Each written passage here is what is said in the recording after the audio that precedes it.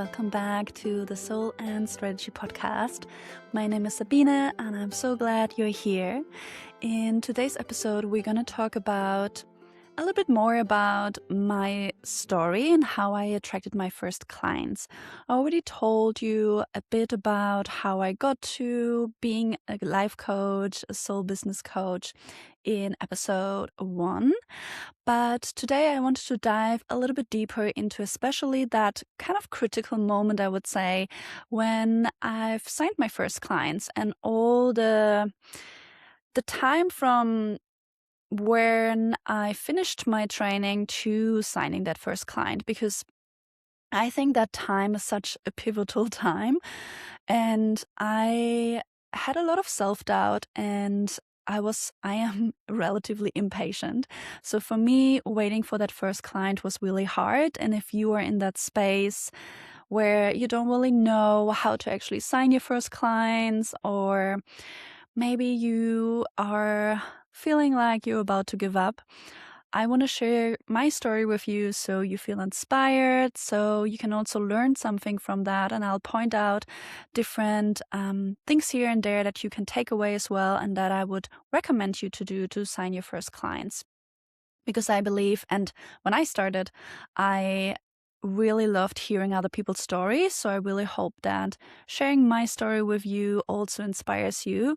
Let me take you back in time when I finished when I was still at the end, I would say, in my spiritual life coach training. I started to do free coachings, and that was a recommendation by the coach who was running the training, and she had said she had done lots and lots of free coaching. So I thought, okay, let's try that and give that a go. So I coached friends of friends, and I think overall I had about 40 free sessions that I offered. Some of them were with the same person. We might have done 6 or 10 sessions together.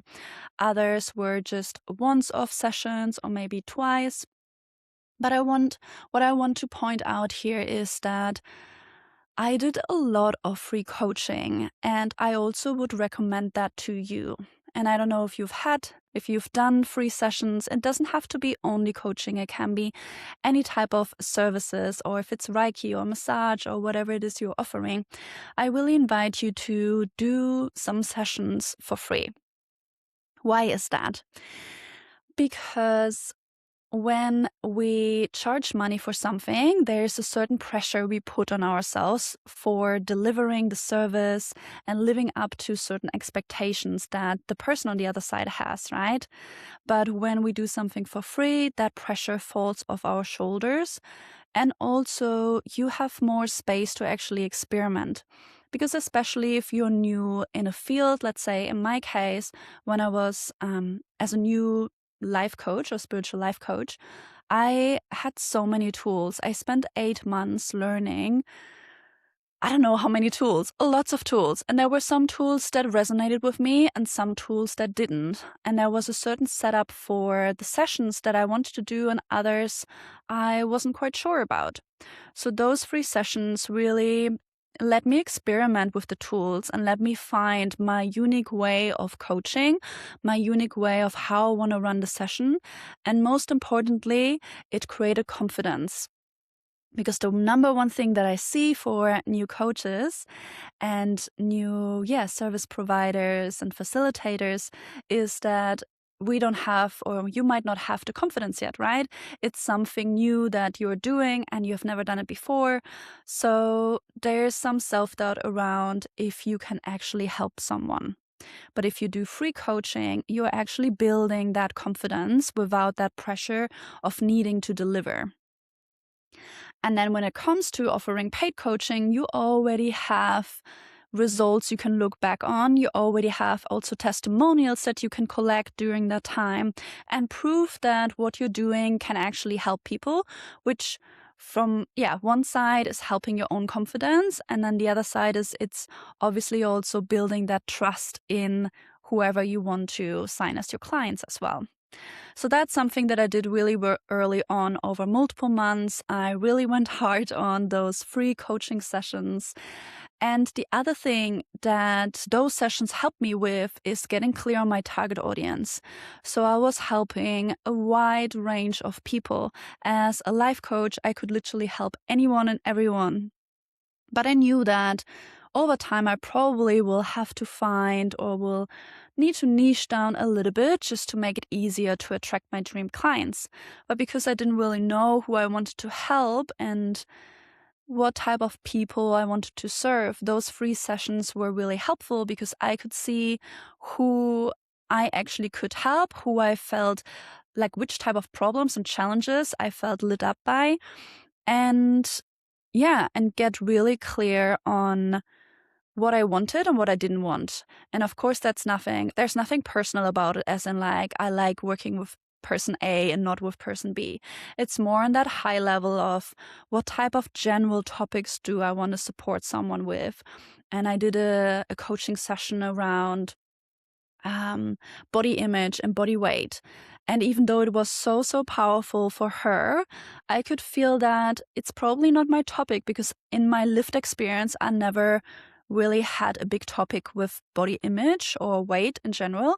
So I felt like, okay, that's probably not a direction I want to go in. And so I could, take those free sessions as a reflection for me to get clearer on my target audience. So I invite you here to do some free sessions and take those as a way for you to collect data and to reflect back on what works for you, what you like to facilitate, and what kind of challenges you're lit up by. And then once I did those 40 plus free coaching sessions, I felt confident enough to now charge for my services. So I created a coaching package. It was, a life coaching package at the time, and I was ready to sign my first paid client. I didn't really know how, so I built a website, I had my Instagram, and I posted on my Instagram, I'm ready, kind of like, I guess that kind of like post of, here I am, if you need help, check out my website, sign up for a free call, let's go, kind of post. And surprisingly enough, not much happened, and I didn't actually sign anyone that way. At that time, I had already run multiple in-person workshops with other people together. So I collaborated with, for example, other women's circle facilitator, people who do cacao ceremonies, sound healing. And my plan was to sign clients this way, as in like we did the session and afterwards I would share a little bit about my work and invite them to work with me together. And I did that a few times, and it actually never resulted in any type of coaching client. So from the moment that I was ready to take on a paid coaching client to my very first client, it was probably about 5 months. And during those 5 months, it was quite hard, I would say. I already had support. I was working with another coach. We did a lot of mindset work. And I'm going to talk more about mindset work because that was actually the thing that helped me sign my first client and part of the topic of this episode. But if you're in this in between, I just want to say I see you and I know how really, really hard this can be. The constant doubt and thought of, will this ever work? Will I ever have my first client? Is something wrong with my package, with me, with the way I'm positioning myself? Maybe I need to do another course. I need more support. I need to spend more money on trainings. And strategy is only one part of attracting your first client. There's so many different strategies that can work, and probably that also is part of why you might feel overwhelmed. If you check out social media or anywhere on the internet, you will see lots and lots of people trying to tell you that their way is the way. Maybe it is through free workshops or in-person workshops, or maybe it is tiny offers. So you have a low-priced offer and then you upsell them into a higher offer. Maybe it's through social media. Other people say, don't waste your time and money on social media. Do everything offline. You need to connect with people offline. So there are so many ways that have worked for people. And that's a takeaway for you that I want to give you, is that there is no one strategy. Just because, let's say in my case, that's how I signed my first client, doesn't mean that that's going to be the way how you're going to sign your first client. Or just because Coach X did it that way, doesn't mean that you have to do it that way. I want you to tune in and see what feels good and aligned for you. And everything that I say and everything that any other coach says out there is always just an invitation. It's an invitation for you to check in if that's what you want to do. It's never, this is how you have to do it, otherwise you're not going to get anywhere. Like, that's just not how I would ever want to position my suggestions to my clients. And I think that's also not how other people should market themselves / how we should take on advice from other people. So there's no one strategy, there's no one way. You need to find something that feels aligned with your soul and aligned with your path. So coming back to my story, I was doing all these collaborative workshops and I loved them. And part of why I was doing with other people together is because I didn't feel confident enough to hold the space and to deliver enough results just by myself. So I started hosting Women's Circle together with someone else. She was a beautiful woman. She was from Colombia. We had a great connection and it worked really, really well. But then she moved away and she moved to like further up the coast in Australia. So we couldn't actually run more workshops and it was very spontaneous. So actually I was quite sad because I put so much, I guess, hope and partly dependency on her and having her there to run the workshops together. And now she was gone. So I then looked out for someone else. I found another woman and we did one session together. And then for the second one, we already had planned everything. And I think there was a bit of a mismatch of expectations to some degree, or how much we wanted to be involved in the logistics. So she then, just a few hours after we had agreed on the date, the venue, I had actually already booked the venue, she called me and she said she's not feeling it anymore. And I went down into this spiral of, oh my God, what am I gonna do? Maybe I should have said something different. Is it my fault? Was I too kind of like, I don't know, too open with my opinion? Or yeah, there were so much like thoughts and doubts if I had done something wrong. And why wasn't she feeling it anymore? And what would that mean for me and for the event? So the event wasn't really published yet. And I could have probably pulled out of, the venue that I booked and reserved. And I was again in this spiral and thought of like, okay, I need to find someone else now. And then I thought, well, maybe this is the moment that I should just run something by myself, because I constantly made myself dependent on someone else to run a workshop that I wanted to run, because I believed I didn't have enough. Because I was a yoga teacher and I had my coaching certificate and I thought that's not enough. I need someone to do a cacao ceremony. I need someone to do sound healing. I need more. I need to add more to the workshop to make it worthwhile for people, to create transformation, to make it interesting. And I am, and what I have is not enough. So that, I'm just going to take a short break here in the story, just to come here from a higher level perspective, let's say bird perspective. One of the reasons why I think I didn't sign many clients during the time when I was working with other women is because I had that belief. I had that belief that what I had was not enough. And that actually stopped me from running my very first workshop, which is actually how I signed my first client. And I'm going to continue the story soon. But I want to just show you here how strategy is not everything, because there are definitely people who have signed clients with collaborative workshops.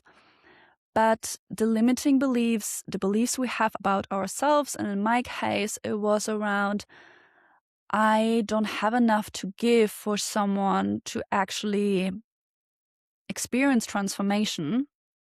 That belief was holding me back in my own power, in attracting and signing paid clients. So even if you have the strategy that is supposed to work, if there is some underlying beliefs, that's always what is going to create your reality. If you believe that you're not good enough, if you believe that you can't help other people, if you believe that there are already too many other coaches, facilitators out there, and your work is actually not really needed, then that's what you're going to see in your reality.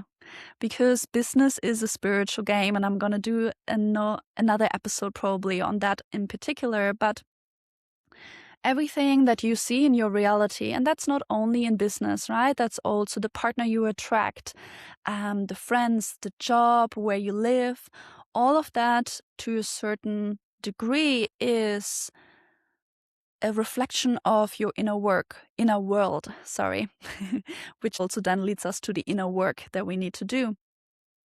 So when I realized that I was holding myself back, that's when I felt I just needed to break through that point. And maybe you are also experiencing that. Like, often there's something that we know we should be doing and we are not doing it. But if you do the thing that you should be doing and avoiding, that's actually the thing that's gonna create the biggest impact. So for me, it was running my own workshop. I was avoiding running my own workshop. I was looking for other people to do it together. And then the universe took those people away from me to make me realize I don't need anyone else. Yes, it's great to run it with someone else together, but I can actually do it by myself. And I just needed that little nudge, and then to take that brave step forward to say, okay, I am going to do it. I'm not going to look for anyone else. I'm just going to do it by myself, which is when I created the first solo workshop, which was called From Fear to Freedom. So that was, I would say, the topic that I was most excited about, and still a topic that I talk a lot about, which is overcoming fear and working with fear. Because I, as well as a spiritual life coach, I really wanted to help people to step into their highest version, into their highest power. And what is stopping people from doing that is that there are all these limiting beliefs, all these fears, all these what ifs, all these I can't, I shouldn't. And they're related to fear. So this workshop was really about meeting your fear, transforming your fear, and helping you to take those steps forward to create the life you really wanted to create. So there was no yoga involved. I went full into the coaching side of things, and it was a pure life coaching workshops, I think 2 hours. And I was so nervous. I had some friends who were there. I had my partner who joined. I had some people I never met. I had some people who had been to another workshop before. And it was overall, I would say, it was great, and it was so needed. And at the back of that workshop, that's when I signed my first client. And I want to show you here how I had done workshops before, and now I did a workshop by myself. I guess the strategy didn't change much. It was still an in-person workshop. The only thing that changed was me and my belief in myself, and me showing up for myself and for my business rather than hiding behind someone else's skills or someone else's audience. Or just the fear of holding the space and having responsibility by myself for everyone who is in that space. So after this workshop, I invited everyone to join me on a free call. That's when I signed my first client. So I had one woman reach out. We'd had a call. She needed to look into her finances, but then eventually came back to me and signed up for the coaching package. And then the second client I had actually also came from that workshop, not immediately. We stayed in touch. I actually went live on Instagram through the entirety of December leading up to Christmas. So it was kind of like an advent calendar where I went live Monday to Friday up until Christmas, and I had never gone live before. So that was also a big step. And again, here, there was no strategy behind that. Literally no strategy. I just wanted to inspire people. I wanted to share meditations. I did live meditations. I did inputs. I did guest live episodes. There was no strategy behind. I didn't do this to sign any clients. But then one of the women who had attended the in-person workshop, then when we talked and I proposed to her to come onto the free call, she was like, oh yeah, like I really like what you're doing with this advent calendar and going live. Like, yeah, I'm quite keen. And then we had the call, and then she signed up for, I think it was 6 sessions. And that was the second client that I signed. So again, here, I want to show you that strategy is not all and everything. Like in this advent calendar, there was no strategy. And all I did was just showing up. I showed up for my mission. I showed up for the people I wanted to serve. I just shared what I wanted to share, as like with this podcast right now. Yes, the podcast is part of a strategy for me to some extent, but it is not a way for me to directly sell to you in any way. It's a way for me to share my message, to express myself, to also sit here and reflect with you. And that might lead to coaching clients, and it might not, but it's not a way for me to sign clients right away, if that makes sense. It's a way for me to express and to reach people that I really want to help, which is what I did with those lives on Instagram. So that's a little bit about how I signed my first and also my second client. And actually the clients after that, some of them I did sign also through in-person workshops. So in-person workshops is probably not a strategy that not many people do right now, I would say. But it's still definitely something that is still working. And I'm not saying that you should do in-person workshops. That's not the takeaway here. What the takeaway is do the thing that you want to do, but you're avoiding. That is part of the strategy. The thing that you want to do, maybe it is doing face-to-camera videos. Maybe it is reaching out to that person you know you could really help. And maybe you're not on their radar. And just reaching out to them and offering them either a free session or a paid session. And just do the thing. That is probably the biggest takeaway here for you. And then the other thing is also find a way to build trust. So one thing that these workshops really did for the people is the trust building process, because probably it's very unlikely that someone finds you on Instagram and then immediately books a package with you. So for everyone who then became my coaching clients, I quickly moved from one-off sessions to a package, because I realized one-off sessions is not very sustainable. I don't want to do that. So I only had packages. And maybe you also have a package. And it's very unlikely for people to meet you and immediately sign up for 10 one-on-one sessions with you.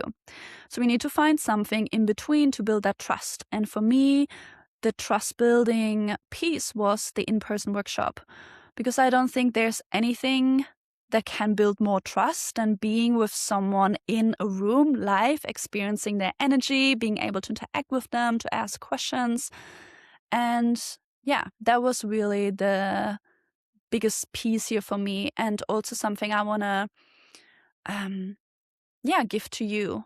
What are you currently doing to build trust beyond reels or social media, beyond just showing up on stories once a week? What is something as long form content? It could be things like a podcast, it could be things like YouTube videos or an online training, an online masterclass, in-person workshops. I'm not saying you need to start a podcast as well, but find something where you can create longer touch points with people and where people can really feel your energy and get to know you. Because that will be the lead way for them to like and trust you to then buy from you. All right, I think that's everything I wanted to share in this episode. If you have any questions, feel free to reach out to me on Instagram at Sabine Lehnhardt, or you can comment on this podcast as well if there's anything that you really enjoyed, that you took away, or maybe if there's any topic you want me to talk about in the future. Also, write a comment or get in contact with me. And if you feel like you're currently stuck in this fear cycle, I actually have a workshop, a recorded workshop that is called The Courage to Begin. It's based on this very first workshop that I ran when I signed my first client, actually, but now it's more targeted towards people who want to start their own business. And in this workshop, The Courage to Begin, you will learn how to transform your fear and how to build that deep connection with your fear, so you can actually take it by the hand. So we're not trying to push the fear away, but to work and build a relationship with our fear, with our doubts, with our inner critic, to then be able to take the steps forward. So if you currently feel like that's what's holding you back, the fear, the doubt, those inner blocks, then have a look at the workshop. I think it's 90 minutes. We are doing a visualization in there, which is super powerful. Journaling questions. I give you some more background on the theory of why it's working and what you can do. So after the workshop, your internal is prepared to actually take the step forward. And I'll link the workshop on in the show notes below. So have a look if you're interested. Alrighty, that's everything. So thank you so much for being here. If you enjoyed this episode, give the podcast a follow, share it with a friend, and I'll see you in the next episode. Bye bye.